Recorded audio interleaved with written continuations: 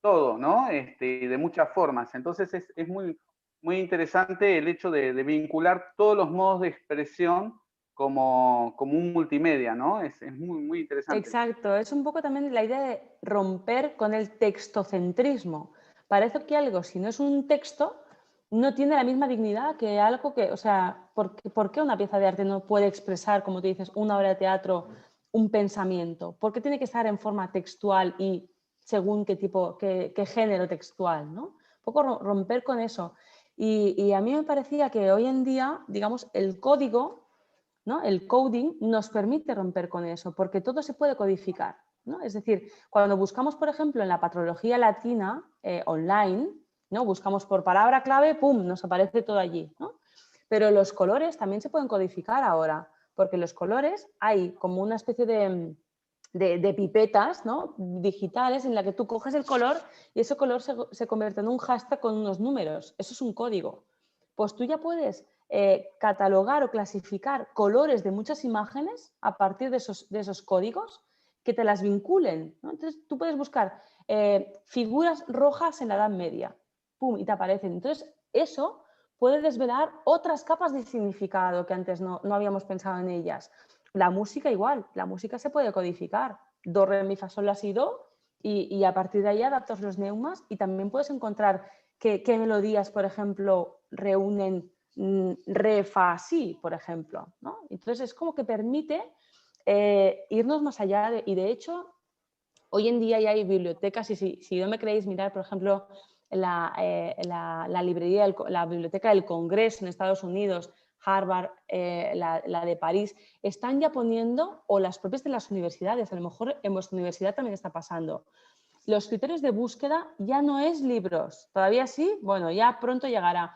Te busca en todos los medios que están allí, es decir, se va desplazando ya del centro a la idea del libro, la idea de texto, y tenemos que hacernos a la idea de que los formatos son otros, de que la gente hoy, pues mejor mira un documental, un buen documental, y a lo mejor le da más información que un artículo, o es más Sí. accesible un documental bueno que no un libro, ¿no? Mm. Entonces, y lo que os comentaba de la historia de la percepción era esa idea que creo que se conecta mucho con el presente, y a mí me interesa mucho esto, la idea de que nuestra percepción, de la sensorialidad, ¿no? Parece que hablamos del cuerpo, de los sentidos como algo ahistórico, y no, realmente la percepción sensorial de la Edad Media era distinta de la actual, ¿no? E incluso hoy en día nos hemos dado cuenta que el propio respirar, ¿no?, el propio olfato con mascarilla, sin mascarilla, nos está cambiando, digamos, un cierto modo de percepción, ¿no?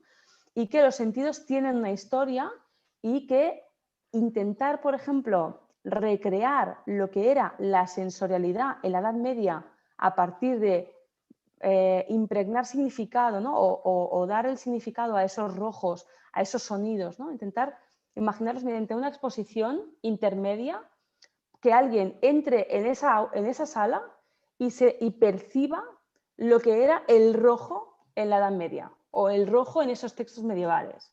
Claro, eso es fantástico y eso nos prepara para el futuro, para aceptar que estamos en esa historia y que las cosas pueden cambiar y que, bueno, que ya han cambiado, ¿no? Y de alguna forma nos adaptamos a ese cambio más rápido porque en el fondo a los cambios, ¿qué puedes hacer? Adaptarte, ¿no? Adaptarte de la mejor forma que sepas, ¿no? Pues todo este rollo, todo este rollo. Imagínate, Susana, había cosas de estas que Susana todavía no sabía y debe estar alucinando.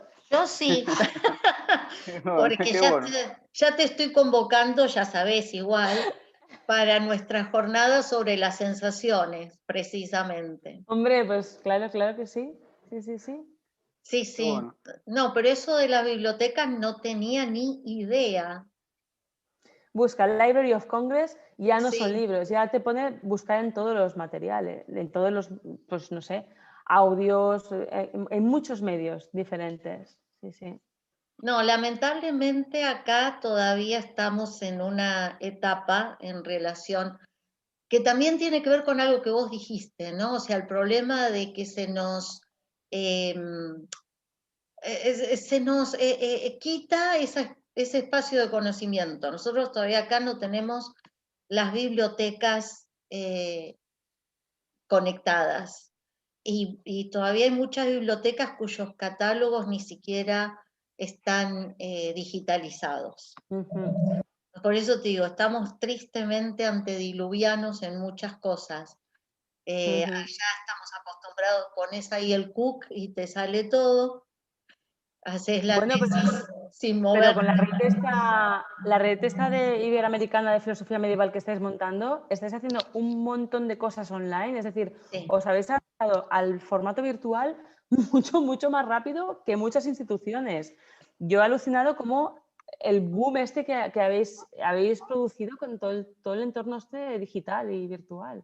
Sí, Me admira, Susana, lo que estáis haciendo con Celina, la verdad. sí, y te perdiste las mesas temáticas, porque hicimos las mesas temáticas también.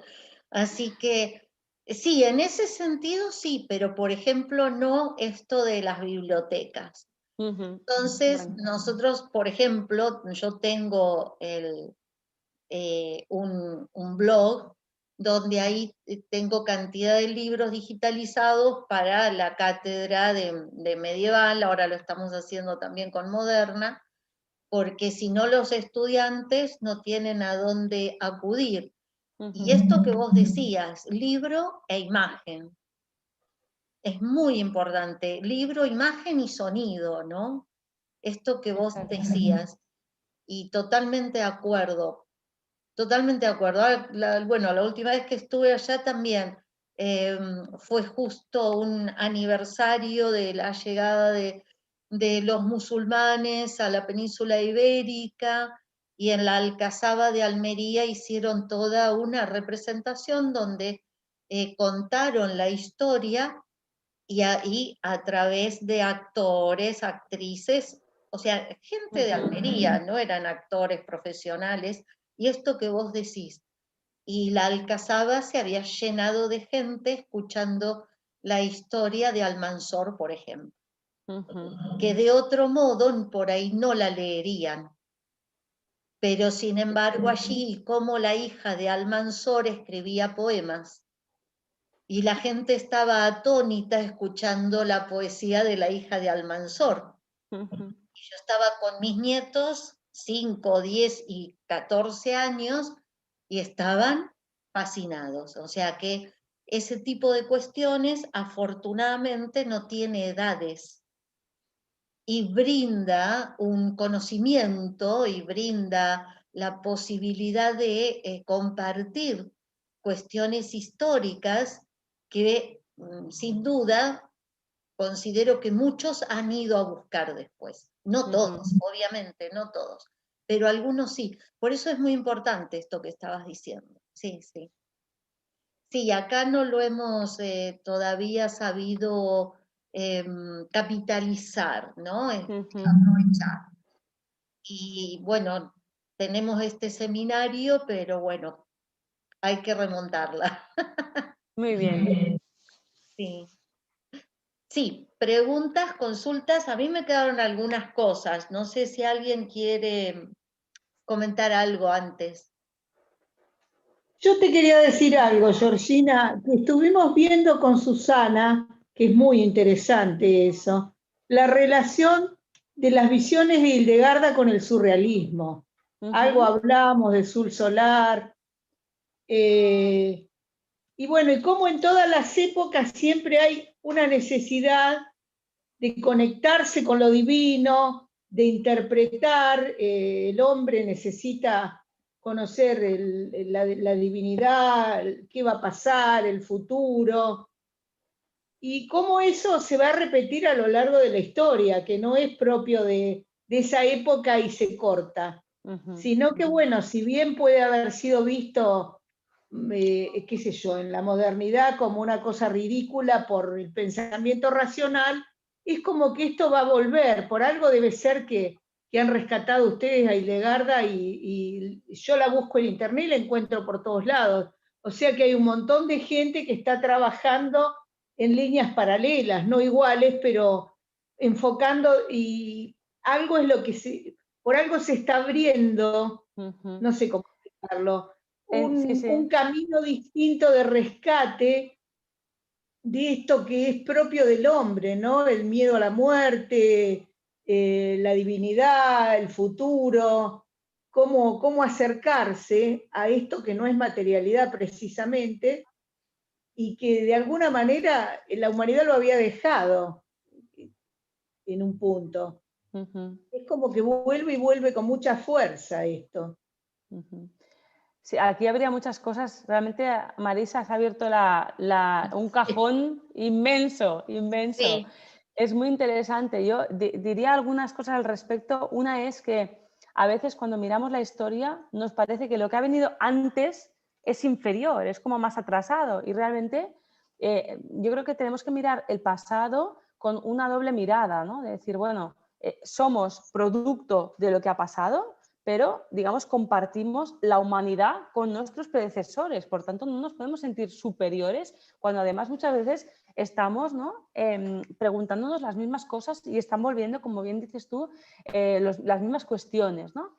Claro, en esta época tan secularizada, ¿no? En el que parece que hemos perdido lo divino en tantos ámbitos, ¿no? Sobre todo los intelectuales muchas veces, reaparece, ¿no? Por ejemplo, yo pienso en María Zambrano, ¿no? Que no sé si la habéis trabajado ahí algo, pero es una autora, claro, como habla de lo divino, La es que ya tengo no en la es lo, bibliografía. Sí. exacto, ya no es lo divino del Dios cristiano, es lo divino, es la idea de la trascendencia, la idea de qué es lo que no está aquí, ¿no? ¿Qué es todo el impulso ese ascendente que sentimos? ¿Cómo lo podemos explicar? ¿No? Y seguimos en eso, ¿no?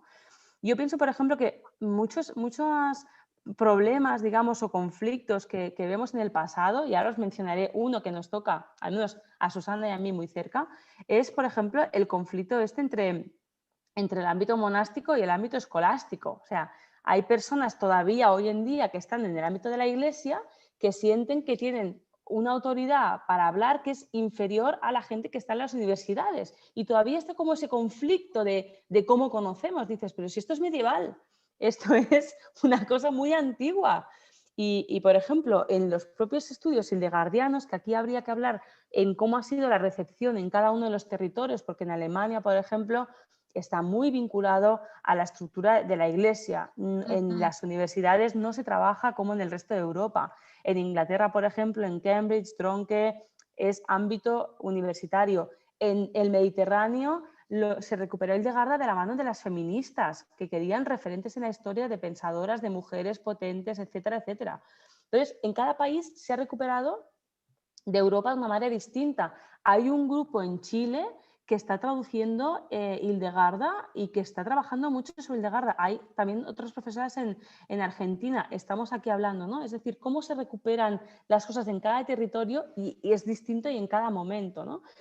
Y esto, por ejemplo, cuando voy a Alemania me doy mucha cuenta de cómo, digamos, ahí quien estudia Hildegarda pues es principalmente las monjas del monasterio de Hildegarda, que tienen algo que sí que es académico, que sí que es riguroso, pero al final ellas consideran que ahora pues, la doctrina de Hildegarda es parte de la doctrina de la Iglesia en tanto que doctora de la Iglesia por Benedicto XVI, y es otra visión distinta, ¿no? Pero sí, cómo las preguntas afloran, vuelven y cómo existen respuestas parecidas a lo largo del tiempo, ¿no? Y fíjate lo que comentabas del surrealismo, todo lo que es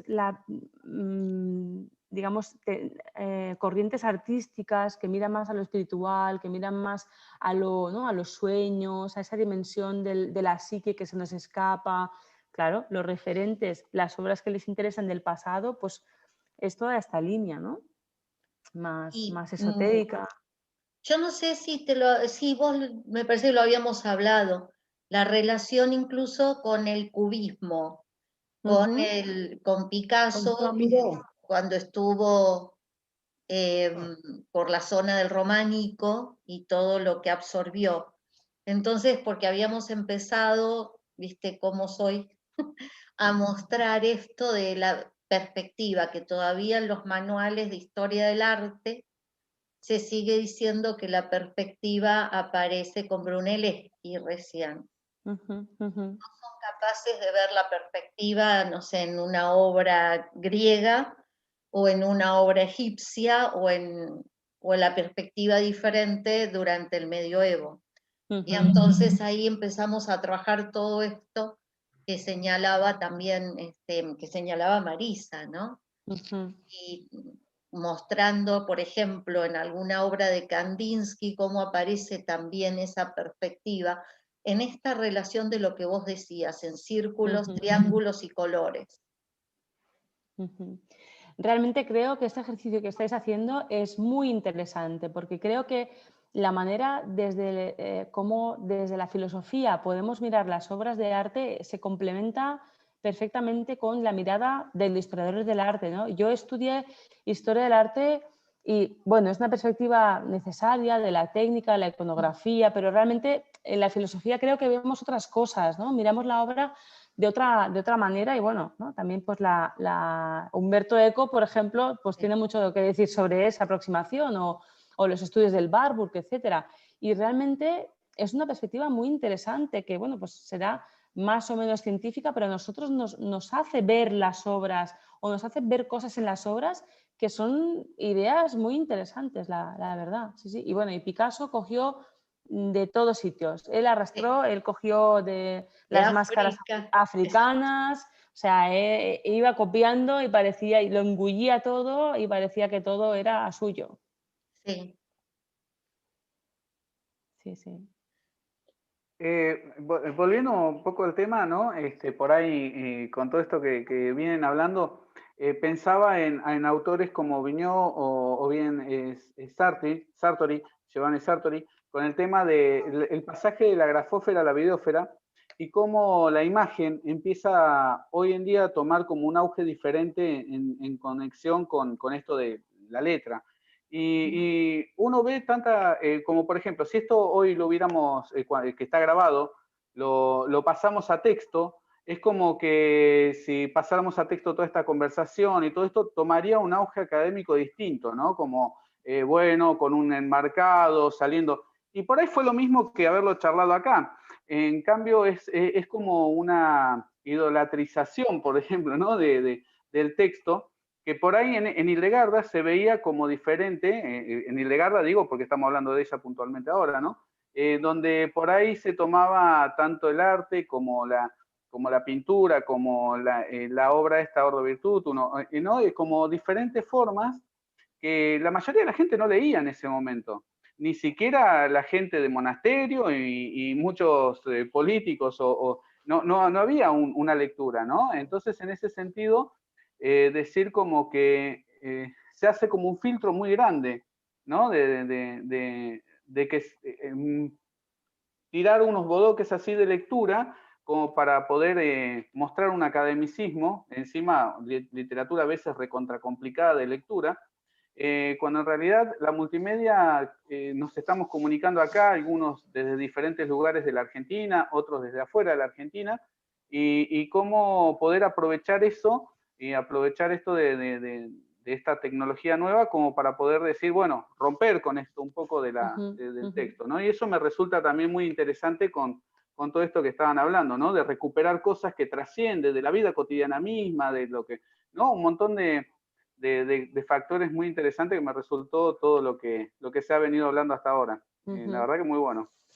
Totalmente de acuerdo, de que este formato que nos parece a veces tan frío, creo que a veces nos vamos acostumbrando y realmente la oportunidad de poder estar ahora mismo hablando, ¿no? Lo que decías tú, es maravilloso. Tenemos, por ejemplo, también, hemos empezado hace poco un grupo de lectura sobre filosofías africanas, muy interesante, muy desconocido, y contactamos con personas de Mozambique, de Australia, también de Argentina, de Colombia, gente que se levanta a las 4 de la mañana para poder asistir a la sesión de Zoom. Es de un enriquecimiento brutal, también de diferentes sitios de España, de Ciudad Real, de Madrid. Claro, esto nos permite, digamos, para mí esto empieza a ser la globalización, digamos, ¿no? A la que también es una forma como más democrática, aunque no todo el mundo tiene acceso a ello, pero digamos, por ejemplo, el poder ir a congresos, pagarte el viaje, poder viajar, eso es una cosa muy exclusiva, ¿no?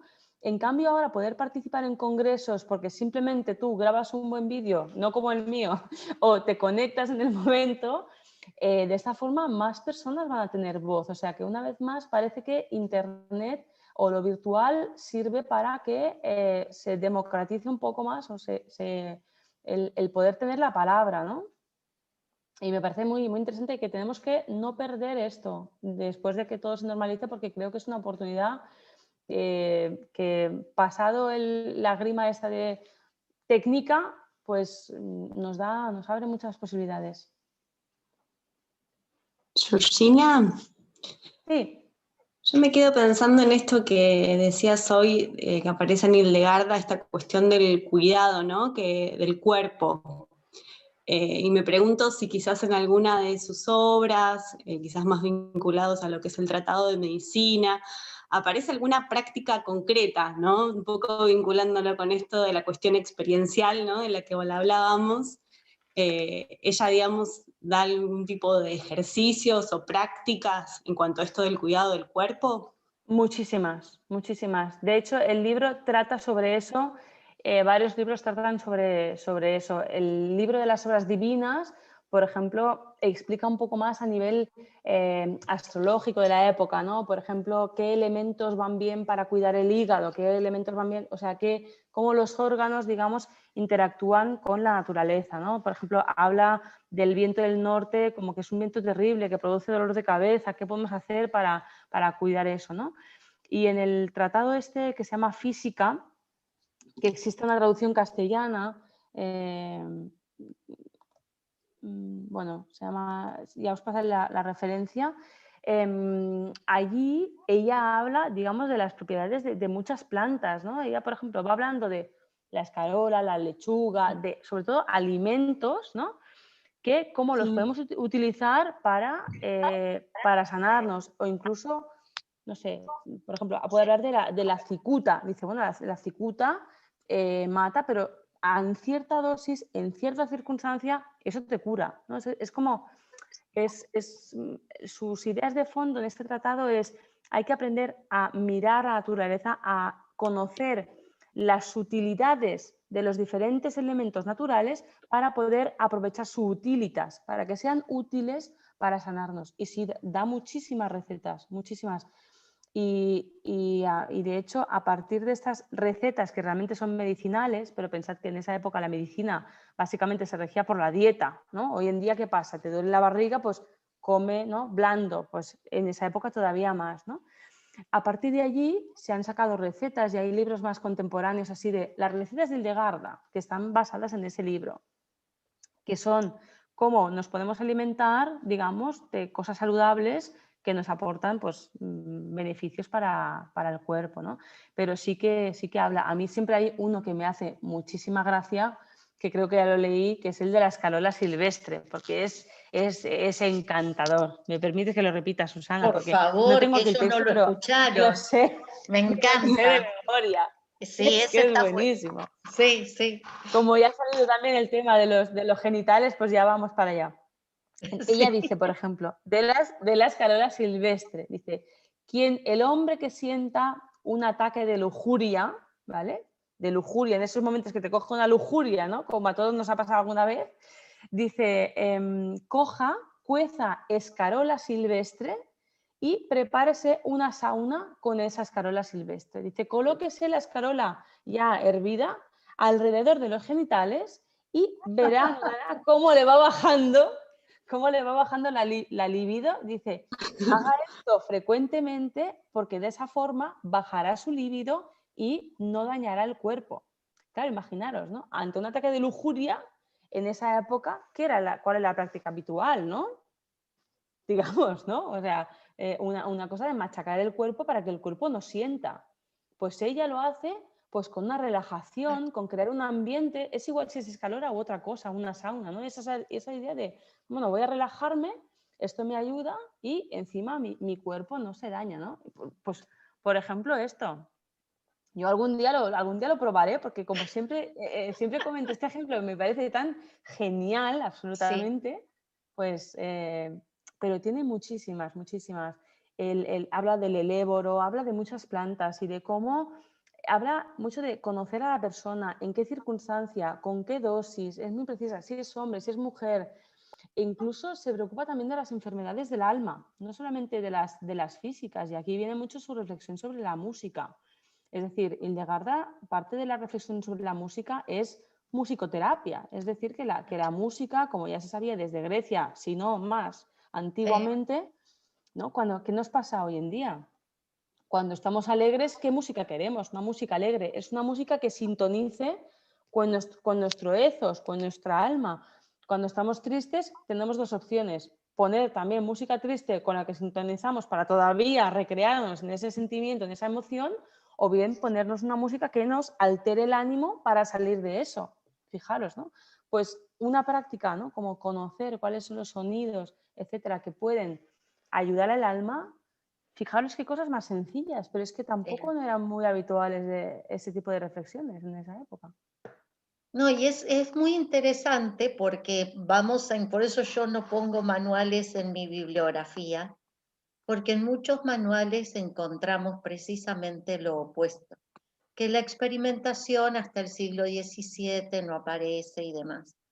Y entonces es como que borraron de un plumazo no solo a estas mujeres médicas, sino también toda la medicina experimental de los musulmanes.